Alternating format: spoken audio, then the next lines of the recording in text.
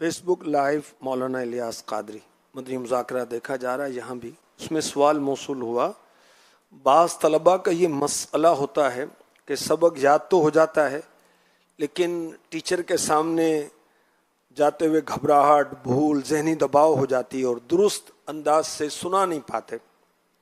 ایسی صورت میں کیا کرنا چاہیے اور یادداشت مضبوط ہونے اور سبق اچھی طرح سنانے کے لیے کوئی وظیفہ یا روحانی علاج بھی ارشاد فرما دیجیے.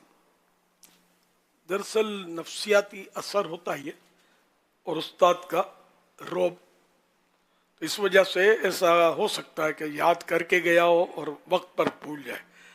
خالی استاد کا ہی نہیں ہے، یہ دوسروں کے سامنے، بڑوں کے سامنے جب جائے گا، افسر کے سامنے جائے گا تو ایسا ہوتا ہے. لیکن آہستہ آہستہ یہ کیفیت جو ہے نا یہ جاتی رہتی ہے. شروع میں جو درس دیں گے، بیان کریں گے، ان کو اپنی کیفیات ہو سکتا ہے اندازہ ہو، پتہ ہو، مجھے بھی اپنی پتہ ہے، لیکن آہستہ آہستہ اب وہ صورتحال جاتی رہی تو بار بار اگر ہوتا رہے گا نا تو یہ ترکیب بدل جائے گی. اب پہلی بار میں ہی وہ نہ ڈرے، نہ گھبرائے، نہ کانپے، نہ تھر تھرائے، ویسا نسخہ تو اللہ بہتر جانے، مجھے پتہ نہیں ہے. حافظے کا بھی بات کی. اچھا، حافظے کی مضبوطی کی. حافظے کی مضبوطی کے تو کئی اوراد ہیں. ایک یہ بھی مطلب مدنی منصورہ میں لکھا ہے کہ اگر کسی شخص کو نسیان یعنی بھول جانے کی بیماری ہو تو مغرب اور عشاء کے درمیان یہ درود شریف کثرت سے پڑھے، انشاءاللہ حافظہ مضبوط ہو جائے گا.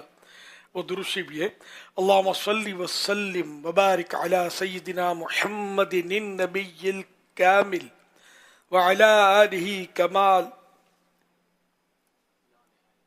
کما لا نہایت لکمالک وعدد کمالک. بہت مشکل نکال کے دیا آپ نے بھی یار. وہ آسان سے کئی اوراد ہیں حافظے کے. جو میرا اپنے تجربے کا میں کئی بار بتاتا ہوں، وہ جو مجھے ایک فاروق کی سلسلے کے بزرگ نے دیا تھا، فاروق اور سیدنا فاروق اعظم رضی اللہ عنہ کی آج ماشاءاللہ یاد بھی منا رہے ہیں. اور آج یعنی ایک پہلی محرم آپ کا یوم شہادت، تو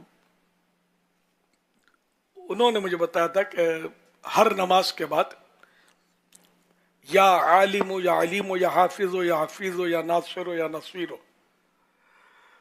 یہ 5 بار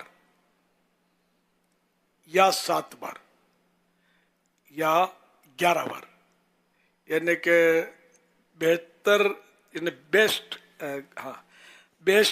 11، بیٹر 7 اور گڈ 5.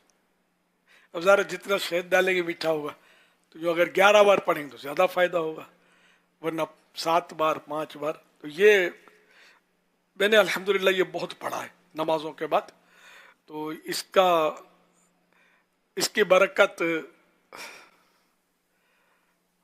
الحمدللہ آپ کے سامنے کہ کام چل جاتا ہے اللہ کی رحمت سے. یا عالم ہو یا علیم ہو یا حافظ ہو یا حفیظ ہو یا ناصر ہو یا نصیر ہو، یہ یاد کر لیں. ہو سکتا ہے کہیں میرے رسالوں میں لکھا ہوا بھی ہوگا یہ، تو اس کو نماز کے بعد پڑھ لیں انشاءاللہ. 5 نمازوں میں پڑھتے رہیں.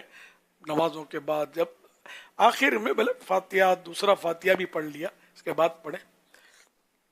صلو علی الحبیب صلی اللہ علی محمد.